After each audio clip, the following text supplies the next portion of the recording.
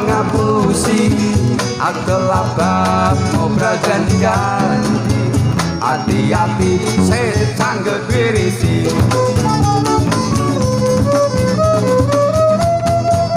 Iki wayah akeh wong lali mujon donya lalekno Gusti sing dipuja wong duwe kuwasa. Hati-hati bakal cilaka. Iku kandhane sapa apa ya mung reka-reka.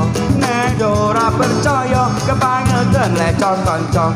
Aku ora percaya mergo kuwe iku sapa. Lho piye lecon kanca calon lumrah manungsa. Iku kandhane sapa apa ya mung reka-reka. Nek ora percaya kebangetan lecon kanca.